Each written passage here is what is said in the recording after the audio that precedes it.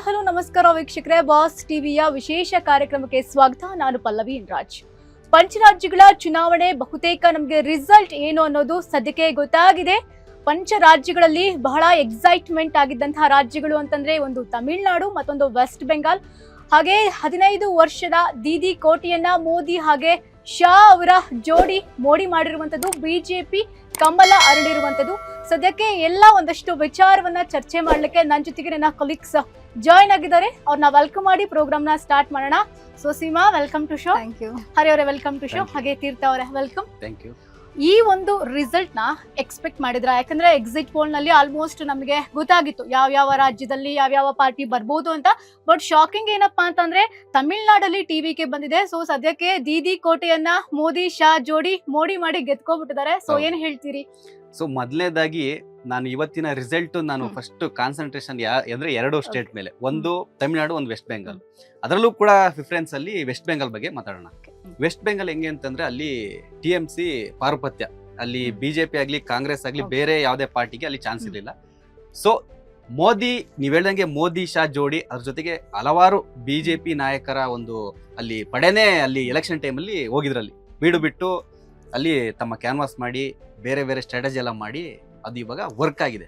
So 15 ವರ್ಷಗಳ ದೀದಿಯ ಆಡಳಿತಕ್ಕೆ break ಹಾಕಿ ಮೋದಿ ಮತ್ತೆ ಶಾ ಆಗಿರ್ಬೋದು, ಯೋಗಿ ಆದಿತ್ಯನಾಥ್ ಆಗಿರ್ಬೋದು, ಎಲ್ಲರ ಒಂದು ಬಿಜೆಪಿಯ ಪಡೆ ಇವಾಗ ಗೆದ್ದು ಅಲ್ಲಿ ಒಂಥರ ಹೆಂಗಾಗಿದೆ ಅಂತಂದ್ರೆ, ನೀವು ಒಂಥ ಭದ್ರತೆ ದೃಷ್ಟಿಯಿಂದ ವೆಸ್ಟ್ ಬೆಂಗಾಲ್ ನಮಗೆ ತುಂಬಾ ಸಮಸ್ಯೆಯಲ್ಲಿತ್ತು. ಅಂದ್ರೆ ಅಕ್ರಮ ಬಾಂಗ್ಲಾ ವಲಸಿಗರು ಕೂಡ ಬರ್ತಾ ಇದ್ರು. ಸೊ ಇದೆಲ್ಲ ಕಂಟ್ರೋಲ್ ಮಾಡಬೇಕಿತ್ತು. ಮತ್ತೆ ನಮ್ಮ ದೇಶನ ಸ್ವಲ್ಪ ಭದ್ರತೆಯ ದೃಷ್ಟಿಯಿಂದ ಅಲ್ಲಿ ಬಿಜೆಪಿ ಗೆಲ್ಬೇಕಿತ್ತು ಅಂತ ಎಲ್ಲಾ ಭಾರತೀಯರ ಆಸೆ ಆಗಿತ್ತು, ವೆಸ್ಟ್ ಬೆಂಗಾಲ್ ಮತದಾರರ ಕೂಡ ಆಸೆ ಆಗಿತ್ತು. ಸೊ ಇವಾಗ ಅದು ಸಾಧ್ಯ ಆಗಿದೆ. ನೀವೇನ್ ಹೇಳ್ತೀರಿ? ಅದೇ ಈಗ ತೀರ್ಥ ಅವ್ರು ಹೇಳ್ದಂಗೆ ಅಲ್ಲಿ ಮಹಿಳೆಯರ ರಕ್ಷಣೆ ಒಂದು ಮೇಜರ್ ಫ್ಯಾಕ್ಟರ್ ಆಗಿತ್ತು ವೆಸ್ಟ್ ಬೆಂಗಾಲ್ ಅಲ್ಲಿ. ಈ ಗೂಂಡಾಯಿಸಮು ಅದಿರ್ಬೋದು, ಮತ್ತೆ ಇತ್ತೀಚೆಗೆ ಒಂದು ನಡೀತಲ್ಲ ವೈದ್ಯಕೀಯ ಕಾಲೇಜು, ಆರ್ಜೇಕರ್ ವೈದ್ಯಕೀಯ ಕಾಲೇಜಲ್ಲಿ ವಿದ್ಯಾರ್ಥಿನಿ ಮೇಲೆ ಗ್ಯಾಂಗ್ ರೇಪ್ ಅಂಡ್ ಮರ್ಡರ್ ಆಗುತ್ತೆ. ಸೊ ಆ ಮಹಿಳೆಯರ ರಕ್ಷಣೆ ಅನ್ನೋದೇ ಒಂದು ಫ್ಯಾಕ್ಟರ್ ಆಗಿತ್ತು ಅಲ್ಲಿ. ಸೊ ಇವರ ಒಂದು ಭರವಸೆ ಏನಾಗಿತ್ತು ಅಂದ್ರೆ, ಮೇಯ್ನ್ ಒಂದು ಸೆಕ್ಯೂರಿಟಿ ಕೊಡ್ತೀವಿ, ಅಲ್ಲಿನ ಒಂದು ಜನರಿಗೆ ಒಂದು ಮೇಯ್ನ್ ಕೊಡೋದೇ ಸೆಕ್ಯೂರಿಟಿ. ಸೊ ಆ ಒಂದು ಫ್ಯಾಕ್ಟರಿ ಇವ್ರಿಗೆ ವರ್ಕ್ ಆಯ್ತು ಬಿಜೆಪಿ ಅವರಿಗೆ. ಅಂಡ್ ಅವರು ತುಂಬಾ ಫೋಕಸ್ ಮಾಡಿದ್ದಿದೆ ವೆಸ್ಟ್ ಬೆಂಗಾಲ್ ಪಂಚರಾಜ್ಯ ಚುನಾವಣೆಯಲ್ಲಿ. ಅದಕ್ಕೆ ತುಂಬಾ ರ್ಯಾಲಿಗಳು ಮಾಡಿದ್ರು. ಅಮಿತ್ ಶಾ ಅಂತೂ ಅಲ್ಲೇ ಠಿಕಾಣಿ ಊರಿದ್ರು, ಅಲ್ಲೇ ಇರ್ತೀವಿ ಅಂತ. ಅಂಡ್ ಯೋಗಿ ಆದಿತ್ಯನಾಥ್ ಅವರು ಕೂಡ ತುಂಬಾ ರ್ಯಾಲಿಗಳ ಮೇಲೆ ರ್ಯಾಲಿ ಮಾಡಿದ್ರು. ಮೇನ್ ಅವ್ರಿಗೆ ವೆಸ್ಟ್ ಬೆಂಗಾಲ್ನ ಹೇಗಾದ್ರೂ ಮಾಡಿ ಹೊಡಿಲೇಬೇಕು ಅಂತಿತ್ತು. ಸೊ ತುಂಬಾ ಫೋಕಸ್ ಮಾಡಿದ್ರು, ಅದೇ ತರ ಸ್ಟ್ರಾಟಜೀಸ್ ಮಾಡಿದ್ರು, ಅದು ಅವರಿಗೆ ವರ್ಕ್ ಆಯ್ತು. ಸೊ ಅವ್ರು ಗೆದ್ಕೊಂಡ್ರು. ಮಮತಾ ಬ್ಯಾನರ್ಜಿ ಅವರಿಗೆ ಒಂದು ದೊಡ್ಡ ಮುಖಭಂಗ ಇದು ಸೋತಿರೋದಲ್ವಾ? ಹೌದು, ಖಂಡಿತ. ಅದೊಂದು 15 ವರ್ಷದಿಂದ ಅವರು ಆಡಳಿತ ನಡೆಸಿರ್ತಾರೆ. ಇವರು ಮೋದಿ ಮತ್ತೆ ಅಮಿತ್ ಶಾ ಅವರ ಒಂದು ಸ್ಟ್ರಾಟಜಿಯಲ್ಲಿ ಅದನ್ನ ಬ್ರೇಕ್ ಮಾಡ್ತಾರೆ. ಯಾವ್ದು ಅವ್ರಿಗೆ ಮೈನಸ್ ಆಗಿರಬಹುದು ಮಮತಾ ಅವರಿಗೆ? ಅದು ಆಂಟಿ ಇನ್ಕಮೆನ್ಸಿ, ಅವರ ಆಡಳಿತದಲ್ಲಿ ಒಂದಷ್ಟು ವೈಫಲ್ಯಗಳಿರುತ್ತಲ್ಲ. ಮೈನ್ ಅವ್ರದಲ್ಲಿ ಇಶ್ಯೂ ಆಗ್ತಿದ್ರೆ ಸೆಕ್ಯೂರಿಟಿ. ತುಂಬಾ ಗಲಭೆಗಳು ನಡೀತಿತ್ತು ಅಲ್ಲಿ. ಈ ರೇಪ್ ಅಂಡ್ ಮರ್ಡರ್ ಅಂತ ಕೇಸ್ಗಳು ತುಂಬಾ ಇರ್ತಿತ್ತು. ಅಂಡ್ ಮೈನ್ ಇವ್ರದ್ದು ಹಿಂದೂಯಿಸಮ್ ಅಲ್ಲಿ ವರ್ಕ್ ಆಯ್ತು ಅನ್ಸುತ್ತೆ.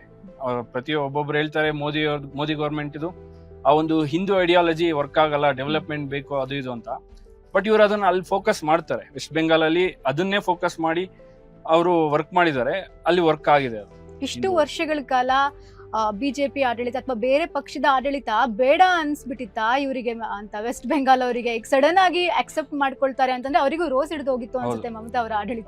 ಇನ್ನೊಂದು ಏನಂದ್ರೆ, ಈ ಸಲ ಯಾರು ಹಿಂದೂಯಿಸಮ್ ನ ಎರಾಡಿಕೇಟ್ ಮಾಡ್ತೀವಿ ಅಂತ ಹೊರಟಿದ್ರು ಅವರಿಗೆ ಜನ ಪಾಠ ಕಲಿಸಿದ್ದಾರೆ ಅನ್ಸುತ್ತೆ. ವೆಸ್ಟ್ ಬೆಂಗಾಲಲ್ಲೂ ಅದೇ ಆಗಿದೆ, ಈ ಕಡೆ ತಮಿಳ್ನಾಡಲ್ಲೂ ಕೂಡ ಅದೇ ಆಗಿದೆ. ಹೌದು. ಅಲ್ಲ, ಒಂದು ಏನಂತಂದ್ರೆ ಇವ್ರು ಕೇಳಿದ ಪ್ರಶ್ನೆ ಅದೇ, ಇಷ್ಟು ದಿನ ಏನ್ ಮಾಡ್ತಿದ್ರು ವೆಸ್ಟ್ ಬೆಂಗಾಲ್ ಮತದಾರರು ಅಂತಂದ್ರಲ್ಲ. ಸೊ ಅಲ್ಲಿ ಹೆಂಗೆ ಅಂತಂದ್ರೆ, ನೀವು ಬಿಜೆಪಿ ಕ್ಯಾಂಡಿಡೇಟ್ಗೆ ಕೂಡ ಹಲ್ಲೆ ಮಾಡಿದ್ರೆ ಈ ಎಲೆಕ್ಷನ್. ಸೊ ಅಷ್ಟು ಅಲ್ಲಿ ಅಭದ್ರತೆ ಇತ್ತು. ಸೊ ಅಲ್ಲಿದ್ದಾಗ ನಾರ್ಮಲ್ ಒಬ್ಬ ಮತದಾರವಾಗಿ ನಾನು ಬಿಜೆಪಿ ಸಪೋರ್ಟ್ ಮಾಡ್ತಿದ್ರೆ ಖಂಡಿತ ಅಲ್ಲಿ ಬದುಕೋಕೆ ಚಾನ್ಸ್ ಇರಲ್ಲ. ಸೊ ಈ ಕಾರಣಗಳು ಕೂಡ ಅಲ್ಲಿ ಬಿಜೆಪಿ ಅಂದ್ರೆ ಒಳಗಿತ್ತು ನಾನು ಬಿಜೆಪಿ ವೋಟ್ ಹಾಕ್ಬೇಕು ಅಂತ, ಬಟ್ ಅಲ್ಲಿ ತೋರ್ಸ್ಕೊಳಕ್ಕೆ ಫ್ರೀಡಮ್ ಇರಲಿಲ್ಲ. ಹೌದು, ಫ್ರೀಡಮ್ ಇರಲಿಲ್ಲ. ಸೊ ಒಂದು ಚೇಂಜಸ್ ತರೋಣ ಅಂತ ಅಲ್ಲಿನ ಜನ ಡಿಸೈಡ್ ಮಾಡಿದ್ರು. ಅಂಡ್ ಪ್ರೀವಿಯಸ್ 2012-15 ಆ ಟೈಮಲ್ಲಿ ನೋಡ್ರೆ ಬರೀ 2-3 ಇತ್ತು ಬಿಜೆಪಿ. ಅದೊಂಥರ ಡ್ರಾಸ್ಟಿಕ್ ಚೇಂಜ್, ಬೆಳಿತಾ ಸ್ಟೆಪ್ ಬೈ ಸ್ಟೆಪ್ ಹೋಗ್ತಿದೆ. ಅದು ದೀದಿ ಅವರಿಗೆ ಟರ್ನಿಂಗ್ ಪಾಯಿಂಟ್ ಯಾವಾಗ ಅಂತಂದ್ರೆ, ಲಾಸ್ಟ್ ಸೀಸನ್ ಇಂದ ಸುವೇಂದ್ರ ಅಧಿಕಾರಿ ಆಪೋಸಿಟ್ ಯಾವಾಗ ಗೆದ್ರು ಅಲ್ಲೇ ಅವ್ರದ್ದು ಪತನ ಸ್ಟಾರ್ಟ್ ಆಯ್ತು. ಲಾಸ್ಟ್ ಟೈಮ್ ಸ್ವಲ್ಪದ್ರಲ್ಲಿ ಮಿಸ್ ಆಯ್ತು ಅಷ್ಟೇ. ಬಟ್ ಈ ಸಲ ಅದನ್ನ ಚೆನ್ನಾಗಿ ಉಪಯೋಗಿಸ್ಕೊಂಡು ಬಿಜೆಪಿ ಅವರು ಅಲ್ಲಿ ಕಮಲ ಅರಳಿಸೋದಕ್ಕೆ ಎಲ್ಲಾ ತರ ಪ್ರಯತ್ನ ಹೌದು. ಪಟ್ಟು ಅದು ಸಫಲರಾಗಿದೆ. ಇನ್ನೊಂದು ಏನಂದ್ರೆ ಬಿಜೆಪಿ ಅವ್ರು ಯಾವ ರೀತಿ ಪ್ರಚಾರ ಮಾಡಿದ್ರು ಅದೇ ರೀತಿ ಪ್ರಚಾರ ಏನು ದೀದಿ ಅವರು ಕೂಡ ಮಾಡಿದ್ರು. ಅಂದ್ರೆ ಯಾವತ್ತೂ ಮಾಡದೇ ಇರೋ ದೀದಿ ಏನು ತರಕಾರಿ ಮಾರ್ಕೆಟಿಗೆ ಬಂದು ತರಕಾರಿ ತಗೊಳ್ಳೋದಾಗಿರ್ಬೋದು, ಹೌದು. ಮೋದಿ ಅವ್ರನ್ನ ಫಾಲೋ ಮಾಡಿದ್ದಾರೆ ಅಂತಾನೆ ಹೇಳ್ಬೋದು. ಎಂತದ್ದೇ ಫಾಲೋ ಮಾಡಿದ್ರು ಕೂಡ ಮೋದಿ ಅವ್ರನ್ನ ಗೆಲ್ಲಕ್ ಆಗ್ಲಿಲ್ಲ. ಫೈನಲಿ ಕಮಲವನ್ನ ಅರಳಿಸೇ ಬಿಟ್ರು ಅಂತ ಹೇಳ್ಬೋದು ನಮ್ಮ ಮೋದಿ ಅವರು. Okay. ಸೊ ಬಿಜೆಪಿ ಬಂದ್ರೆ ಇದೆಷ್ಟು ಸಿಕ್ಕಾಪಟ್ಟೆ ಖುಷಿ ಅಂತೂ ಇರುತ್ತೆ ಎಲ್ಲರಿಗೂ ಕೂಡ. ಯಾಕಂದ್ರೆ ಒಂದು ಭದ್ರತೆ ದೃಷ್ಟಿಯಿಂದ ಆಗಿರ್ಬೋದು ಅಥವಾ ಏನೇ ಒಂದು ಯಾವುದೇ ದೃಷ್ಟಿಯಿಂದ ಆಗಿರ್ಬೋದು, ಬಿಜೆಪಿ ಮೋದಿ ಅವ್ರು ಯಾವಾಗ್ಲೂ ಪ್ಲಾನ್ಡ್ ಆಗಿ ಎಲ್ಲಾನು ಪ್ಲಾನ್ಡ್ ಆಗಿ, ಅಂದ್ರೆ ಅವ್ರು ಯಾವಾಗ್ಲೂ ಅಷ್ಟೇ ಅವ್ರು ಹೇಳ್ತಾರೆ ಇವ್ರು ಹೇಳ್ತಾರೆ ಅಂತ ಹೇಳಿ ಅಷ್ಟೇ ಮಾಡಲ್ಲ. ಒಂದು ಲೀಡರ್ ಆಗಿ ಒಂದು ಯಾವ್ಯಾವ ಇದನ್ನ ಹೆಂಗೆ ಹ್ಯಾಂಡಲ್ ಮಾಡ್ಬೇಕು ಅನ್ನೋದು ಮೋದಿ ಅವ್ರಿಗೆ ತುಂಬಾ ಚೆನ್ನಾಗಿ ಗೊತ್ತು ಅಂತಾನೆ ಹೇಳ್ಬೋದು. ಅದ್ರಲ್ಲಿ ನಾವು ಸಿಕ್ಕಾಪಟ್ಟೆ ಹೆಮ್ಮೆ ಪಡ್ಬೇಕು ಮೋದಿ ವಿಚಾರ. ಅಂಡ್ ಅವ್ರ ದೀದಿಯವರು ಕೂಡ ಒಂದಷ್ಟು ಸ್ಟೇಟ್ಮೆಂಟ್ ಗಳು ಹಿಂದೂಯಿಸಂ ಆಪೋಸಿಟ್ ಆಗಿ ಕೊಡ್ತಾ ಹೌದು. ಹೋದ್ರು. ಅವ್ರಿಗೆ ಏನ್ ಕಾನ್ಫಿಡೆನ್ಸ್ ಅಂದ್ರೆ ನಾವು ಇಲ್ಲಿ ಹಿಂದೂಗಳನ್ನ ಏನೇ ಟೀಕೆ ಮಾಡಿದ್ರು ನಮ್ಮನ್ನ ಯಾರು ಮುಟ್ಟಕ್ ಆಗಲ್ಲ, ಹೌದು. ಅದೊಂದು ತುಂಬಾ ಕಾನ್ಫಿಡೆನ್ಸ್ ಅಲ್ಲಿ ಇದ್ರು. ಅವ್ರಿಗೆ ಒಂದು ಒಳ್ಳೆ ಪಾಠ ಇತ್ತು. ವೆಸ್ಟ್ ಬೆಂಗಾಲ್ ಅಲ್ಲಿ ಇನ್ನ ಹಿಂದುತ್ವ ಅರಳುತ್ತೆ ಅಂತೀರಾ? ಖಂಡಿತ ಖಂಡಿತ ಅರಳುತ್ತೆ. ಇಲ್ಲ, ಆಕ್ಚುಲಿ ಅಲ್ಲಿ ಇತ್ತು, ಅದನ್ನ ತೋರ್ಸ್ಕೊಳಕ್ಕೆ ಭಯ ಹೌದು, ಇತ್ತು, ಹೌದು. ಸೇಫ್ಟಿ ಭಯ ಹ್ಮ್. ಇತ್ತು. ಸೊ ಇವಾಗ ಏನಂದ್ರೆ ನೀವು ನೋಡ್ಬೋದು, ಈಗ ಎಲೆಕ್ಷನ್ ಇನ್ನು ರಿಸಲ್ಟ್ ಬಂದಿದೆ, ಬಿಜೆಪಿ ಆಲ್ಮೋಸ್ಟ್ ಗೆದ್ದಂಗೆ. ಸೊ ಇವಾಗ ಏನಾಗ್ತಿದೆ ಅಂದ್ರೆ ಅಲ್ಲಿ TMC ಏನು ಮುಂಚೆ ಏನಿತ್ತು, ಬಿಜೆಪಿ ಆಫೀಸ್ ಆಗಿರ್ಬೋದು, ಬಿಜೆಪಿ ಕಾರ್ಯಕರ್ತರ ಮನೆಗೆ TMC ಅವರು ಅಟ್ಯಾಕ್ ಮಾಡ್ತಾ ಇದ್ರು. ಹೌದು. ಸೊ ಇವಾಗ ಗೆದ್ದ ತಕ್ಷಣ ಬಿಜೆಪಿ ಕಾರ್ಯಕರ್ತರು TMC ಆಫೀಸಿಗೆ ಅಟ್ಯಾಕ್ ಮಾಡ್ತಿದ್ದಾರೆ. ಅಂದ್ರೆ ಅದೊಂದು ಟರ್ನಿಂಗ್. ಸೊ ಇವಾಗ ಇಷ್ಟು ದಿನ ನಮಗೆ ಅಧಿಕಾರ ಇರಲ್ಲ, ಇಷ್ಟು ದಿನ ನಮ್ಗೆ ಭಯದಲ್ಲಿದ್ವಿ.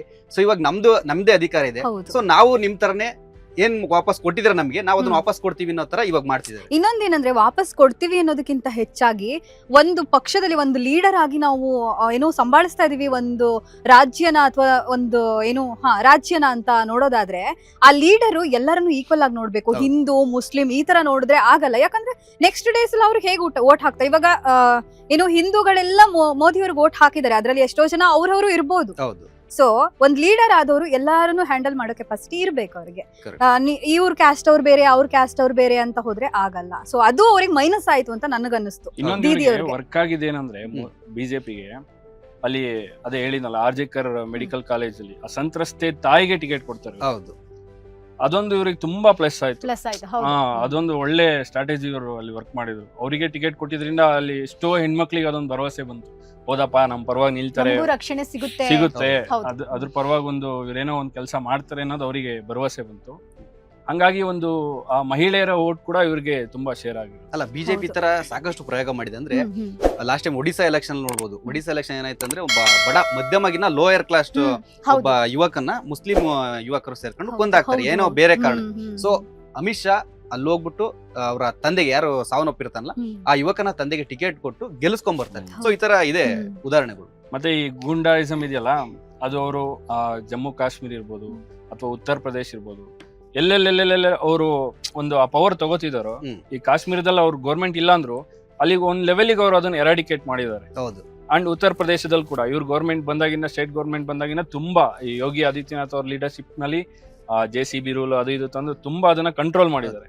ನೆಕ್ಸ್ಟ್ ಈಗ ವೆಸ್ಟ್ ಬೆಂಗಾಲ್ ಅಲ್ಲೂ ಕೂಡ ಅವ್ರದ್ದು ಅದೇ ಏಮ್ ಇರೋದು, ಅದನ್ನ ಅವ್ರು ವರ್ಕ್ ಮಾಡೇ ಮಾಡ್ತಾರೆ. ಲೇಟೆಸ್ಟ್ ಹಾಗೂ ಇಂಟ್ರೆಸ್ಟಿಂಗ್ ಸುದ್ದಿಗಳಿಗಾಗಿ ಬಾಸ್ ಟಿವಿ ಕನ್ನಡ ಚಾನೆಲ್ನ ಸಬ್ಸ್ಕ್ರೈಬ್ ಮಾಡಿ, ಹಾಗೆಯೇ ಬೆಲ್ ಐಕಾನ್ ಪ್ರೆಸ್ ಮಾಡಿ. ಇದರ ಜೊತೆಗೆ ಫೇಸ್ಬುಕ್, ಇನ್ಸ್ಟಾಗ್ರಾಮ್, ಎಕ್ಸ್ ನಲ್ಲೂ ಮಿಸ್ ಮಾಡದೆ ಫಾಲೋ ಮಾಡಿ.